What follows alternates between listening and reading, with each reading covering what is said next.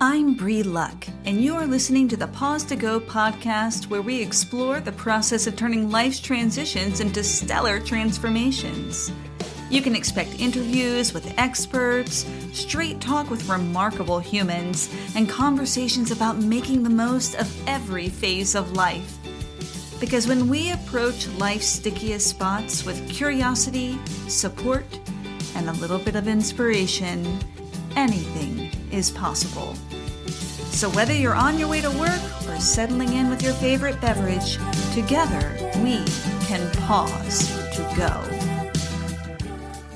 As a solopreneur, I really like the flexibility to work from pretty much anywhere, so I'm happy to head down to Code-Based Co-working, where I can enjoy the company of others while I tackle my to-do list. Also, they have a state-of-the-art, consumer-friendly podcasting studio that is frankly my home away from home.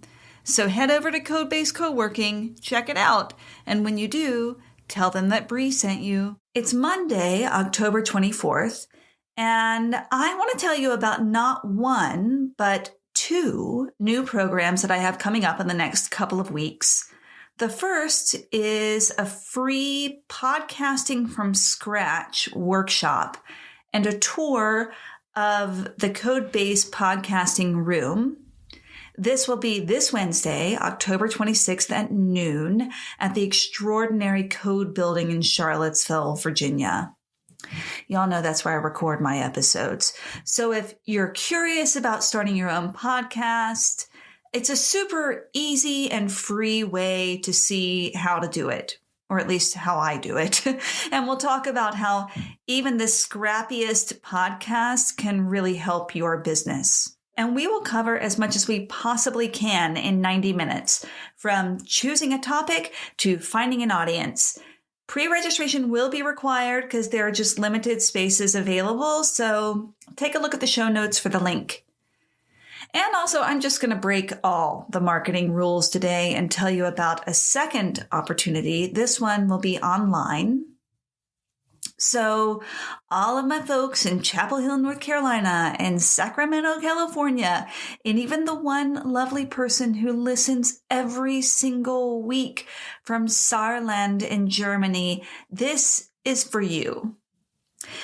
We all have such good intentions for starting a new year on the right foot, with clear goals for making the very, very most of our time. But you know, once we get into the holidays, things get hectic, and I don't know if you're like me, we start the new year scrambling to get ourselves organized. So this November, before the onslaught of holidays, I'm offering a 5-day life mapping challenge. So that's 5 days to get yourself in order and jumpstart a fabulous career. It's a Zoom workshop. It starts November 10th and runs over the next week. It's at 7 p.m. Eastern, and all of the classes are recorded. So if you can't make it live, that's okay. You can catch up. And there are worksheets. There's all sorts of stuff. You can take it from anywhere, and you'll not only have the chance to set clear goals for next year, but you'll also map out a workable plan to get there. I have been doing the exercise as I create them, and they are built on the same principles that Apple used to make the iPad, by the way, and I am telling you, this is going to be gold. So check the show notes for more information to sign up for either the podcasting workshop or the life mapping challenge this week, or both. I mean, I love spending time with you. If you sign up for the life mapping challenge this week, there's an early bird special, and it's $47, and that's down from $129. So sign up before November 2nd. And listen, you can check the show notes for the podcasting workshop and for the life mapping challenge. And you can also find them on my Instagram at The Lovely Unbecoming and on my Facebook page at the Pause to Go podcast. Hey, together, we are going to maximize your moments in the year ahead. And speaking of maximizing moments, here's my segue into today's topic. Today, I found myself with 2 free hours that were completely unexpected. I live out in the country and I was stuck in town. So I ventured over to my favorite cafe, sat down at the table, and really started thinking about the preciousness of 2 found hours. And I keep thinking I really could have been annoyed by this. I generally like to have the illusion of control over my days, and on a different day, I might have been irritated because with a little planning, I could have really made excellent and productive use of my time. My time. I love that I say it as if it's something that I might own.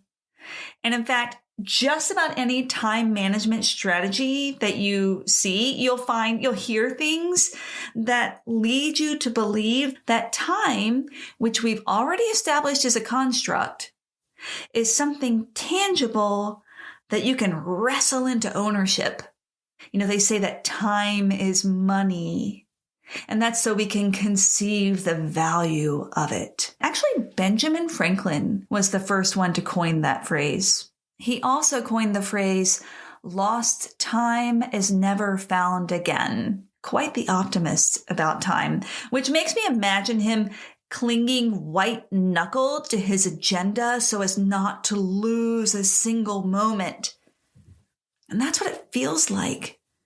That's what it feels like society wants from us. They want us to be hyper efficient with every moment, to use our time to be the very most productive that we can be, to be ready to do work at a moment's notice all the time, to answer the email, to respond to the text message, to like the Facebook post.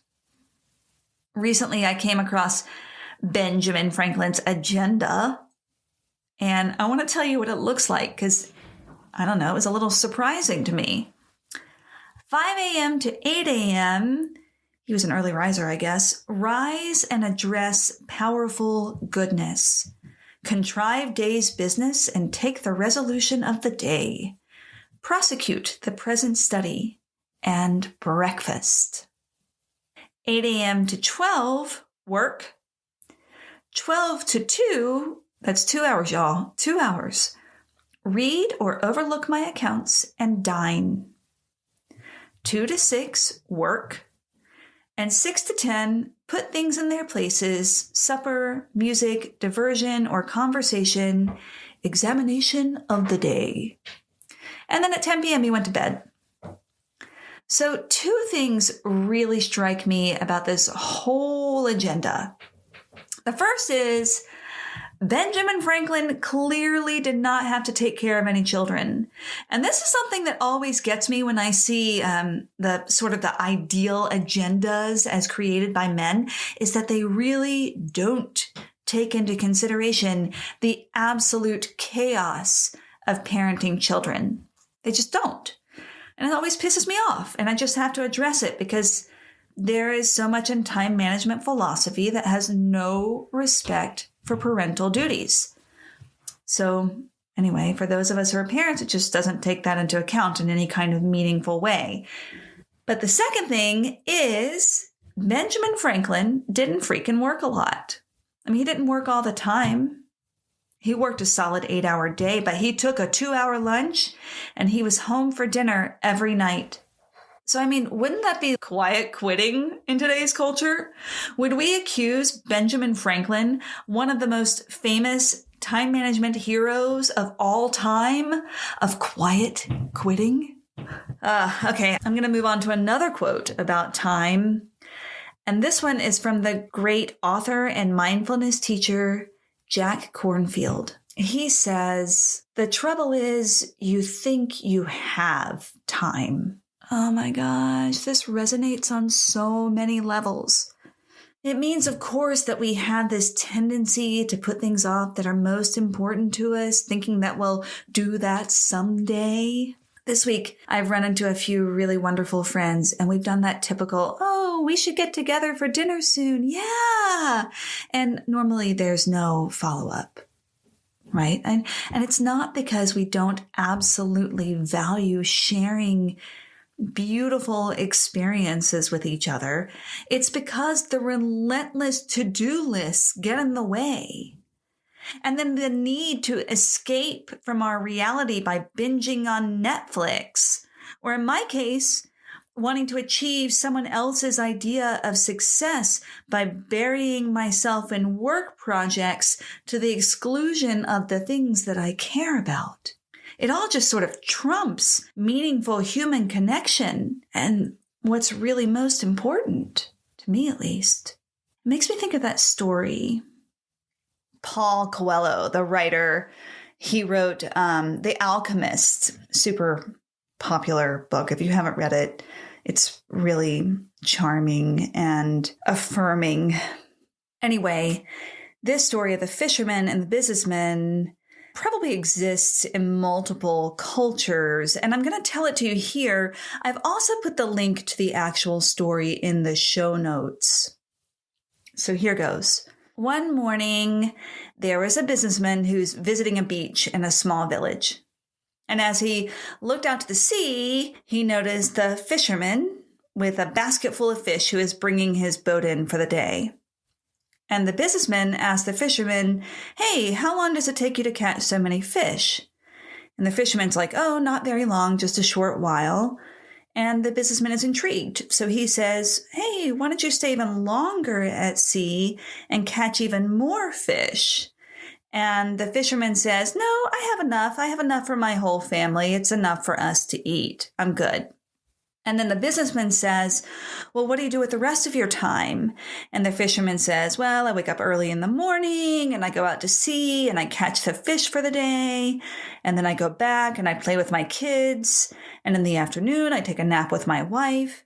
And in the evening, I spend some time with my friends and my neighbors, and we drink wine and we play the guitar and we sing and we dance and we read.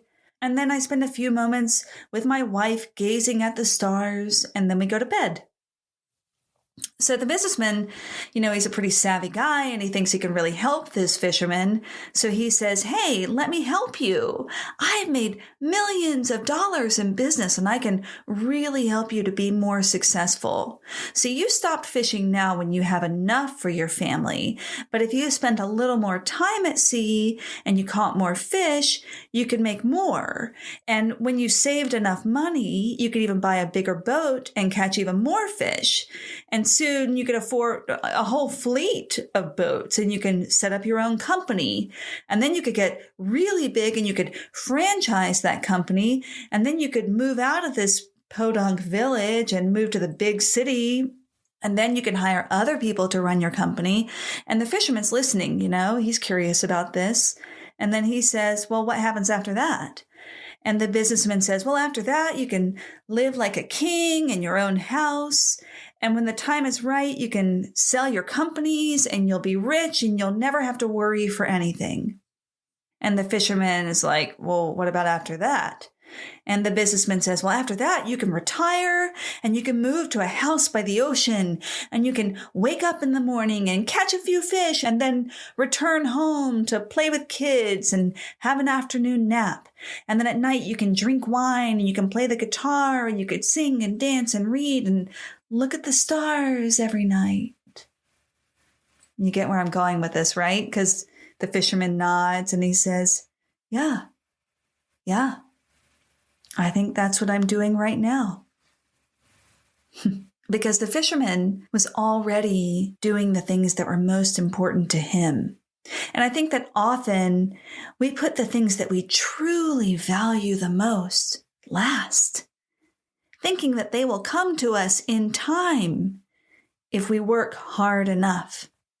The trouble is, you think you have time. This quote also makes me think of our illusion of control, of ownership, of how we quantify or codify value. Today, I was having lunch with my kid, and there we go. I did it again, right? My kid, like she belongs to me. But of course, she doesn't belong to me. She belongs with me for now. And honestly, I can't even go into the next part of that conversation because she's a senior in high school and I am feeling it. Anyway, over this precious lunch, we discussed the illusion of control. And she said, and I want to give her full credit for this, Anna Bryn said, "It seems like humans think they need to have control, but control is impossible. What they really want is agency." Oh, we think that we want control, but what we really want is agency. And I agree with her. So this brings me back to time. The purpose of this series is to help us fundamentally change our relationship with time so that time is not something we are trying to own, but also so that we are not owned by time, that we find the space, the vision, and the wherewithal to take action from a place of agency. Because no matter how we dice up our moments, the only thing that measures up is a life well lived. So this week, pause to notice. Where are you trying to own time? Where are you feeling the pressure of time? And where are you finding the spaciousness and agency in the moment? Thank you so much for listening to the Pause to Go podcast. If you got something out of this episode, let us know. Share it with a friend, join our Facebook group, and subscribe, rate, and review on Apple Podcasts if you loved it. If not, no worries. We want you to tell it like it is, and we'd love to have your input. If you want to know more about what I'm up to, you can follow me on Instagram at The Lovely Unbecoming or at my website, thelovelyunbecoming.com. Stay curious, y'all.